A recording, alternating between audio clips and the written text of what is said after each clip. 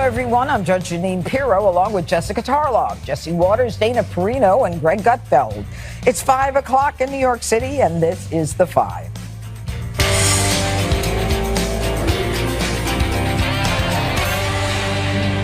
Joe Biden has a wonderful new word to sell his failing economic agenda. Bidenomics is working. Bidenomics is about building an economy from the middle out and the bottom up. Bidenomics is about the future.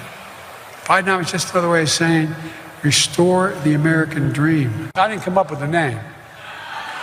I really didn't. I now claim it, but... The president trying to sell Americans on Bidenomics, but they're not buying it. Most people feel the economy is in horrible shape as their wallets get socked by high inflation and soaring interest rates. It's why a whopping 48% of Americans say that Joe Biden's policies are hurting their family. But never mind that. His delusional White House thinks Bidenomics will catch on. Here to talk with you about Bidenomics, which is the word of the day, word of the week, word of the month, word of the year here at the White House. And Bidenomics is rooted in the belief that we grow the economy when we grow the middle class. That's Bidenomics, growing the middle class in this country. That's where our strength is. We tried trickle down, we tried top down. Guess what? It didn't reach regular folks. It makes good sense, Bidenomics, right? It kind of flows off the tongue really well.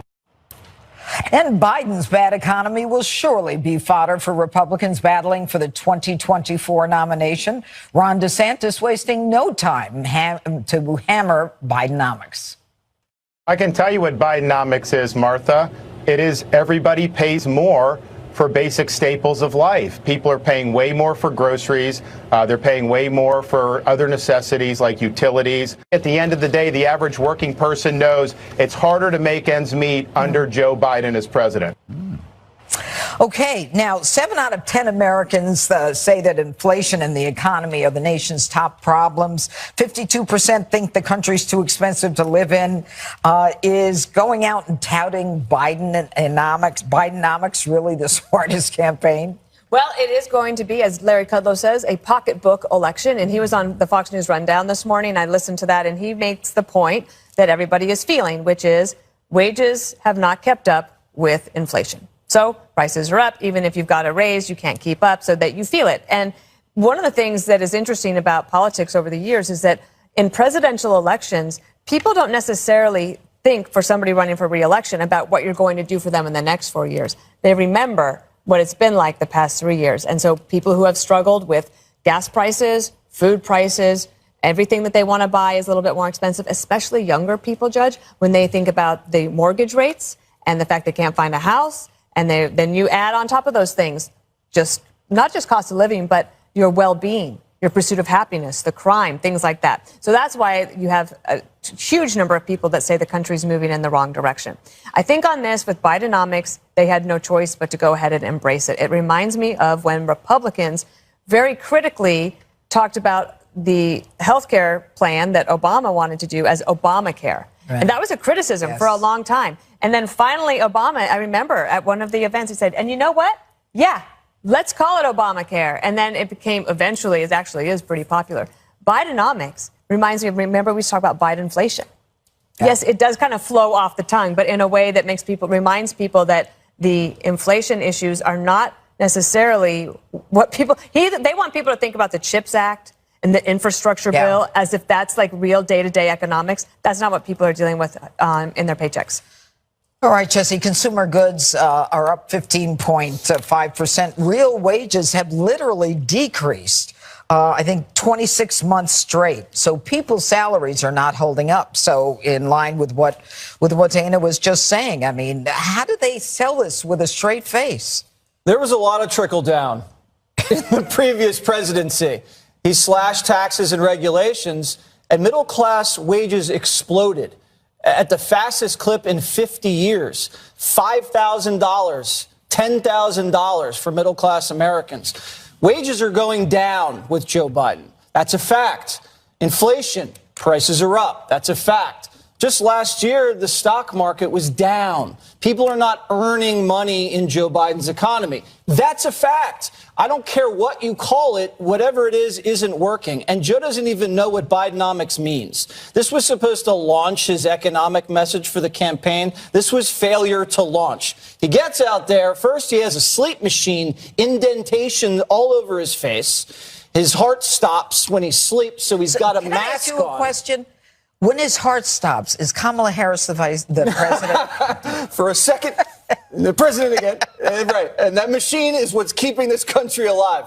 And then he comes out and he confuses Iraq with Afghanistan. Fine. Just don't send Iraq $800 million. Then he comes out and he just babbles and makes no sense, and it's uninspiring. And I get it. I get it. You're doing the best you can. Dana's right. The CHIPS Act's not sexy. Infrastructure's not sexy. The Inflation Reduction Act's not sexy. You're not going to see a new bridge for 20 years. You're not going to see these chips come out on your phones for another 10 years. You can't touch it. You can't feel it. You can't even smell Joe Biden's policy agenda. And he's going to have to run on pretty much nothing. Well, you know, this is typical Joe Biden. I mean, he basically is saying that as it relates to inflation, he said it was that bad when I got here, when it was 1.6 inflation, and last year was 8. I think it's down to 5 now. I mean, can we count on him to tell the truth? No. And I'm going to call you Jiro. It's a combination of Jeanine Pirro. Yes. Like, right? Because you know what? There's nothing like smushing two words together and treat it like it's some big policy success, right? A word replaces achievement. Hey, Biden economics put it together. Wow. It's not even clever like brunch. Right? Yeah. And you know what I call Larry Kudlow? I call him Ludlow. It saves so much time. It's Larry Kudlow, Ludlow. But these are the same people that think they're clever when they add date to an issue, or when they write a piece on historical first, or when they see a trend. And a trend is when two things happen in a day, and they go, oh, we need a third one. And then they go and they look for it, and it might not be like it, but they'll still do the piece. So all of these reporters get so excited that, oh, my goodness, we have a word. And like Joe's like, well, I don't even know what you're talking about. I'm not even alive. But no one's defined Bidenomics, so I will help them define it. This is what Bidenomics is, and it's real. Bidenomics, selling influence for money to foreign countries, then finding ways not to pay taxes. That's Bidenomics, right? Hunter should get a Nobel Prize in economics for coming up with this. He's not going to jail. He's raking in millions while never actually doing a thing. That is Bidenomics. And that's when he raised the GDP of our country by raising the GDP of his family. Like, as long as they put their money back into the economy, I think that Biden should buy American crack, not foreign crack. That's good. That's good. Yeah. What do we call you? How do we smash it? You can't smush me. Grutfeld. I'll take Grutfeld. All right. Jarloff. All right. A study by Northwestern Mutual found that 1.27 million is the magic number Americans think they need to retire comfortably. And the average person who responded to this has 89,000. Yeah.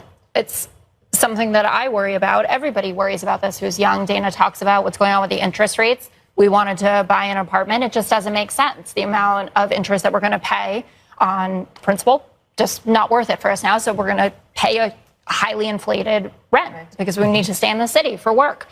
It's a problem. Millennials are not able to get on the property ladder, which was a hallmark of what the American dream was. It's an issue. But Joe Biden has a tremendous economic record to run on. There's a nifty chart floating around social media. Everyone should check it out. The U.S. has the highest post-pandemic growth in the G7 and the lowest inflation.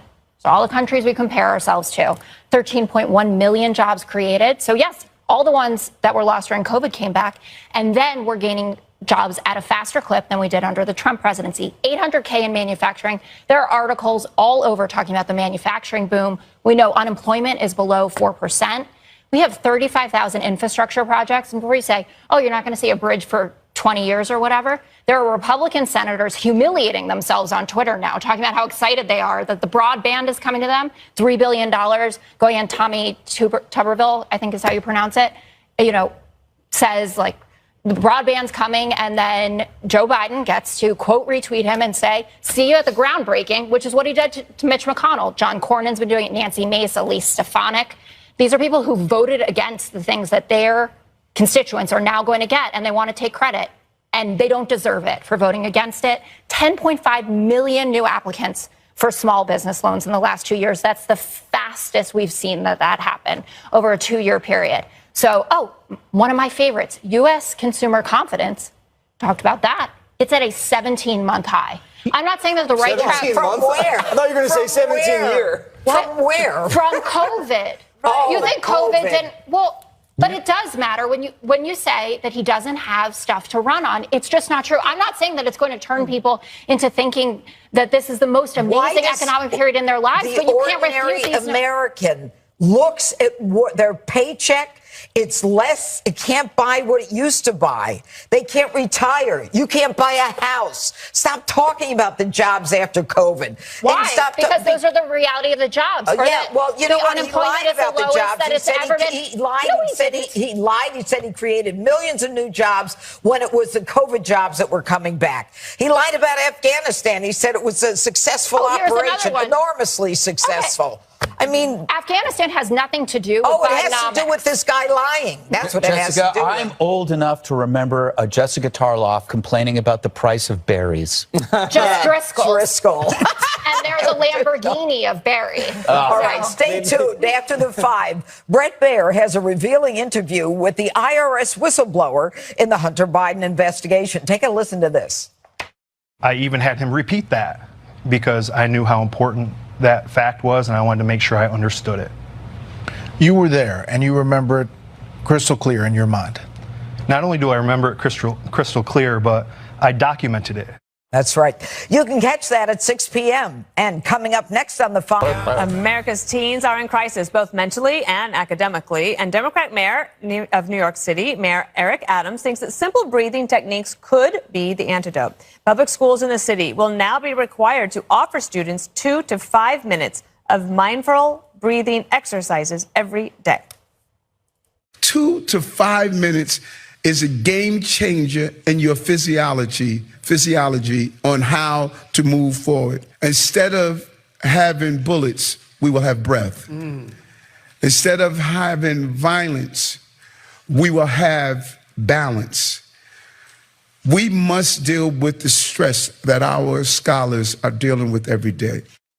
Taking a breath may not be such a crazy idea as schools grapple with a disturbing nationwide rise in student violence against teachers. But others are concerned that it won't fix the nation's public test scores, which reached new historic lows in both math and reading and other things. That report card was horrendous, and every presidential candidate should have to talk about it. But let's talk about breathing.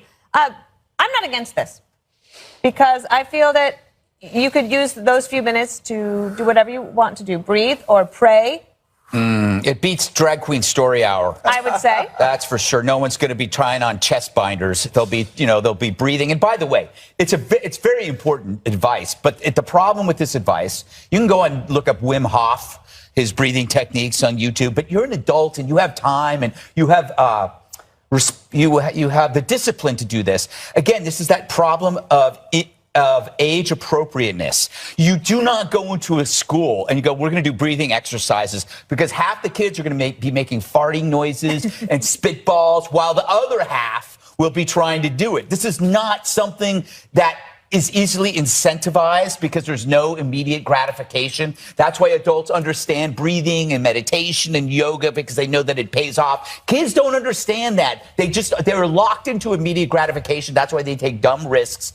The sad part about this is I think he means it. He means well. He's trying to do the right thing, but it also shows you that he is powerless to solve the real problems. You focus on the fringe solutions, plant-based diet, lots of deep breaths, because you can't deal with the classroom anarchy or the antipathy that rages in these schools and these terrible unions and these teachers that don't teach. And it makes you think that, maybe mayors are they're absolutely powerless. They're the hood ornament on a sinking ship. Well, but don't you think that's a choice, Judge? Like the mayor could do more, could say more, could take on especially discipline in the schools if he wanted to, but that's a choice. It absolutely is a choice. And by the way, I don't know how I got to where I am, wherever the heck it is I am, without learning breathing. I mean, really. I mean, breathing instead of bullets. Are you kidding? Are you kidding? What has one got to do with the other? You know, if you're thinking of shooting someone, just pause and do one of these. No, I'm not going to shoot Johnny today. I'll shoot that man tomorrow. Okay. And then the other thing is that they take this breathing time out of English. Right. Take it out of phys ed. Take it out of something where you can say, you shoot after you breathe. You can teach them relevant stuff. But here's the thing about the mayor. He wants everyone to be like him, right? He's a vegan, so he wants the kids to be vegan. He's into, so he wants the kids to be, and, he was a cop. He should know better how to handle this. I'm sorry. I don't have a lot to say. But less than half of this. Well, no, I'm not finished yet. No, I'm not finished yet. Do you know 1 out of 3 teenage girls has considered attempting suicide? We got to worry about that kind of thing. And that's all. All right, Jessica, Cleo, does she get 2 to 5 minutes of breathing time? She sleeps like 14 hours. So I think she's getting plenty in. I agree with you. I don't see why there's a negative to bringing this up as an issue. Well, taking it out of English, that's like... It's an elitist issue. If you got people trying to kill each other in classroom, breathing isn't the problem. Yeah. Sure, but we also have this coming from a very pro-police mayor, someone who talks about the crime issue in real terms, who says we have a problem. He's not going through life with blinders on saying if you eat, Impossible burgers and take a breath, everything's going to be fine. He hasn't pushed veganism on anyone. I think that this is something that he knows from his own life, and we see it. I mean, how popular it is now for people to meditate or to try to find quiet time, to journal, all of these things that folks would laugh at, 10, 15 years ago have become part of daily practice for a lot of really successful people. And maybe this will work. Maybe there is one kid who was going to be violent who could take a breath and a second. And isn't it worth a shot then? Not a real shot. You know what I mean? You're a successful person, Jesse. Are you spending 2 to 5 minutes breathing? He's gotten much more in life. Do breathing exercises in the morning. I During English class. Breathing exercises. I discovered them about 1.5 years ago after I had almost debilitating back surgery and nearly paralyzed myself. You want to breathe through your nose. Sometimes you want to hold it at the end, and then you want to breathe out through your mouth. And if you do that for a couple minutes each morning, it sets your register at a certain level, and then you could go throughout the day. I have other self-help techniques. Please do. Tell me. I've been taking ice-cold showers. No. So that explains it. Why? In the morning, I get sun right away. Sometimes I take my shirt off and I stretch in the sun, and then I guzzle about 40 to 80 ounces of water, spring water, mineral water. You can't get this stuff from the tap, or the plastic jugs, PCBs, whatever those things are called. You can't do that either. Exactly. But to Greg's point and to your point, you guys all made good points. If this guy had an arsenal of things that he was dealing with these kids, studiousness, playing sports, fatherhood, then you'd say, you know what? Yeah, do the breathing. Or school choice. Even come out for school choice. This guy's doing meatless Mondays. He's going after pizza ovens. He's all around come on. Well, don't you remember he emptied out the gyms for the illegals until the parents went ballistic? He doesn't even believe in phys ed. I'm just shocked you breathe, Judge. Why? You seem so relaxed. All right, coming up, President Biden and a GOP hopeful making some pretty embarrassing foreign policy gaffes. How badly will it hurt their campaigns, if at all? Policy gaffes still sink a candidate. Republican presidential hopeful Francis Suarez fumbling a little bit after getting asked this question about persecuted Muslims in China. Will you be talking about the Uyghurs in your campaign? What, the what? The Uyghurs. What's a Uyghur? I look at what did you call it, a Weeble? The Uyghurs. You really need to know about the Uyghurs, Mayor. You got to talk about it every day. I will search Uyghurs. I'm a good learner. I'm a fast learner. Suarez trying to clean up his comments like a champ by blaming the interviewer. Quote, of course, I'm well aware of the suffering of the Uyghurs in China. I didn't recognize the pronunciation my friend Hugh Hewitt used. That's on me. But hey, what's the big deal anyway? Joe Biden commits new foreign policy blunders on a daily basis. I mean, he just confused Ukraine with Iraq. Has Vladimir Putin been weakened by recent events? It's hard to tell, but he's clearly losing the war in Iraq. He's losing the war at home. And he has become a bit of a pariah around the world. In the realm of gaffes, Dana, where does this one fall? For which one? For Suarez. For Suarez? Well, when I saw it, who was the first person I texted? You. You did? Because I was like, okay, do you remember Gary Johnson in the 2016 campaign? He was a libertarian candidate in the middle of the Syria and ISIS beheading people. And he says, what is Aleppo? Yes. The thing is, first of all, if you're going to go on Hugh Hewitt's show, you better be ready. Yeah. That is a tough show, and he will ask you about foreign policy, and you just have to have a staffer listen a few days and to know that we might not be ready for this yet, boss. Maybe we should hold off on this one for a moment, because even if I actually don't believe his answer. I don't. When he says, oh, I didn't understand the pronunciation. No. His response, too, is he writes something like you would find on ChatGPT. Says China has a very bad human rights record. Well, yes, of course. You, Francis Suarez, want to be president of the United States. You want to be the commander-in-chief. Tell us why. What is your qualifications? Why would you be better than Donald Trump? Donald Trump's foreign policy in his interview with Bret Baier was excellent. So where are you going to be different? Where are you better? And blaming the interviewer, probably not a great idea. And if he does happen to make the debate stage, I will bet that he has a much better foreign policy prep than he did for that He's going to talk about Uyghurs the entire debate. Yeah. Greg, was this a trick question, or should he have known the Uyghurs? I don't know. Joe, you know what I call Hewitt? What? Hewitt? Yeah. Huh? Pretty cool. This is why you always have to have these stock answers to stuff you don't know about, right? It's like when somebody's, how would you about the Uyghurs? I go, well, we're looking into it. We're looking into it. It's very interesting. Can I get back to you on that? No, but actually, you want to like go. It's really interesting what's happening right now. But it's even more interesting what we don't know. And that's what's scary, is we don't know. And can I just finish my last point, and then you go to the other point? Oh, I thought you were saying to me. No, then you go to the other point, and by the time you get to that point, Hugh Hewitt's already forgotten that he's asked you about the Uyghurs. In defense, though, Trump was good at this. Trump would do that. We're looking into it. Yeah. We're looking into it. That's what he's doing. But you got to wonder how many people that are giving him crap actually knew or care about the Uyghurs. We've been talking about the Uyghurs forever. And imagine how lucky politicians were before TV and radio. I mean, what if George Washington and Abe Lincoln were gaffe machines and we just didn't know? Pretty sure they didn't know about the Uyghurs, So it's like, you just have you're doing more interviews, you make some mistakes. Just got to be prepared to lie. George Washington can't do that, though. No. Can't lie. Judge. Well, I have to look at it because, I don't know, Uyghurs, right? I know what they are. We know what they are. Our audience knows what they are. But how do you spell Uyghur? You spell Uyghur, the spelling is Uyghur. So maybe, just maybe, I mean, I'm not connected to him or anything, maybe he just read about the Uyghur. And he didn't know it. The way you pronounce it is not Uyghur, that it's Uyghur. Do that again. You know what? I'm not done yet. That is a better excuse than blaming Hugh. Okay. Hewitt. It's very generous, and it's a good one. That would have been better. Yeah, because if you read about it, you don't know how to say it. And I remember the first time I heard someone say it, and then I went back to look at the spelling because I never knew it. But you know what? To me, Biden stumbling is the thing that I want to talk about. I'm shocked. How does this guy Biden? By the way, on this calling Ukraine, Iraq, he did it at a fundraiser last night. He did it again this morning when he had those lines on from his CPAP machine. What I wanted, we should be happy that Xi Jinping doesn't return his calls. Do you know how much trouble we'd be in if this guy actually got on the phone with a world leader?